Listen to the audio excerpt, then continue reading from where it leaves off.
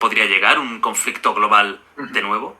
Pues mira, Jordi, honestamente sí lo creo.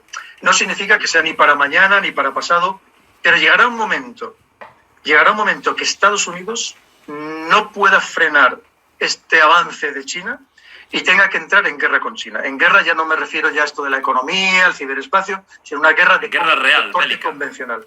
Y eso probablemente, o lo más seguro, es que se llevaría a cabo en el escenario Indo-Pacífico, que ellos se batieran allí. Que llegaran a un enfrentamiento nuclear con armas estratégicas, más complicado porque sería el principio ese de la destrucción mutua asegurada que a ninguno le interesa. Ahora, no descarto en absoluto que se empleen armas nucleares tácticas que recordemos que ahora mismo no están amparadas bajo ningún acuerdo de ningún tipo. Es más, ya ni siquiera, recordemos el INF que tenían entre Rusia y el Estados Unidos, que es el de misiles de alcance intermedio, ni siquiera está vigente porque Trump se salió de ese acuerdo, porque entre otras cosas no le faltaba razón, decía, vamos a ver, lo mismo que el START. Esto no tiene sentido que lo hagamos nosotros si no incorporamos a China. O sea, si no incorporamos a China es que esto no va a servir absolutamente para nada. Y China no está de momento en ningún acuerdo de esta naturaleza. Y sobre todo las armas nucleares tácticas, que de momento no están recogidas en ningún acuerdo internacional de ninguna naturaleza. ¿Qué diferencia hay entre una arma nuclear táctica y una bomba atómica tradicional? Sí, claro, efectivamente, lo primero es que sería una bomba de baja potencia, obviamente, pero y sobre todo que permitiría, que tendría una radiación muy baja, serían muy importantes los efectos mecánicos y térmicos, pero tendría una radiación muy baja para poder ocupar el terreno lo antes posible. Es decir, porque al final si tú lanzas un arma nuclear muy potente, estaríamos hablando de megatones, lo que estamos haciendo es que aquello queda absolutamente inutilizado. Es un yermo eso. Claro, incluso durante decenios, ¿no? Y eso ahora mismo no interesa.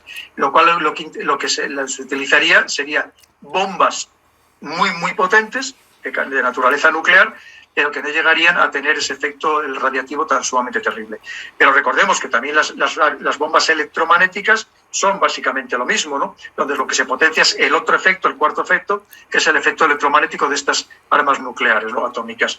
Con lo cual eso sería probablemente lo que se utilizaría, ¿no?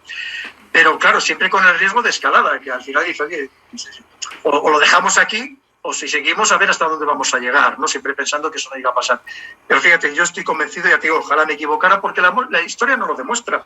La historia nos demuestra que todos los casos que ha habido, que ha sucedido lo mismo, que una potencia que era la dominante, podemos ir a la guerra del Peloponeso, que nos cuenta Tucídides en sus libros, como una Esparta que dominaba toda aquella región del mundo, y de repente le surge una Atenas que empieza un poco como China, solamente en el plano comercial, económico, yo no quiero nada militar, yo solamente dominar los mares y el comercio, pero claro, tú para dominar los mares y el comercio necesitas una buena armada que te lo proteja. Esas líneas, digamos, logísticas. Empiezas a tener una buena armada, una vez que tienes una buena armada, oye, pues ¿por qué no voy a enfrentarme con Esparta? Y así de paso la desconquisto militarmente, y ahí viene el problema, ¿no? Y básicamente es lo que ha sucedido a lo largo de la historia en la práctica totalidad de los casos. Y es lo que antes o después pues pasará con China y Estados Unidos, y más aún Estados Unidos, que cuando vea que empieza a perder fuelle, probablemente solamente le quede la solución, es decir, todavía soy muy fuerte militarmente hablando, que voy a intentar recuperar el poder a través de las fuerzas de las armas, ¿no? De todo tipo de armas, no solamente pensemos en carros de combate, en aviones o en barcos, con todo tipo de armas, pero yo desde luego no lo descarto en absoluto, no quiere decir que sea ni para hoy, ni para mañana, ni para dentro de 50 años a lo mejor, pero pensemos que China tiene un plan, eso siempre, aquí mientras nosotros estamos muy desnortados, China tiene un plan muy claro, y el plan último de China, aparte de que tiene pasos intermedios, es para 2049, cuando celebre el centenario de la creación de la República Popular China, de la China actual, ser los amos del mundo. Esto que no se nos olvide lo que te acabo. Yo no lo viviré, pero tú sí lo vas a vivir, Jordi, que no se te olvide lo que estamos hablando, porque ese es el objetivo, y haberlo dicho abiertamente China. Claro, ¿Estados Unidos lo va a poder permitir? Pues evidentemente no, algo tendrá que hacer. Va a haber muchos pasos intermedios, va a haber muchas jugadas, por eso te digo que vamos a seguir viendo moverse muchas piezas, lamentablemente, y muchos episodios más de tensión, como este que actualmente estamos viviendo en Ucrania. Un conflicto entre China y Estados Unidos arrastraría a otros países, sí o sí. Ese es el problema, que si nosotros somos aliados de Estados Unidos, pues lo mismo que nos llevó en su momento a Afganistán, en su momento nos llevó a Irak, pues seguramente, si no a todos, pues a muchos nos arrastrará de sus aliados, nos arrastrará a ese conflicto con China. Porque Eso, ya pues, estaríamos hablando de una tercera guerra mundial, si dos países tan importantes entraran en colisión. Claro, totalmente. Ya digo que eso no significa ni que vaya a ser ni siquiera a corto plazo, ¿no? Pero es que no le veo otra solución sino a Estados Unidos, porque Estados Unidos no va a querer ceder. O la otra posición, efectivamente, será, mira, lo he entendido, no vamos a llegar a nada, repartimos el mundo, tus esferas de influencia, tú Rusia las tuyas, tú y yo las mías, y todos están contentos, ¿no? Pero yo me extraña que una potencia, una vez más, que ha sido tan poderosa, que se lo ha creído tanto desde 1991, de repente va a decir, mira, la corona efectivamente me la quito, la rompemos en 3 partes y la repartimos como buenos hermanos.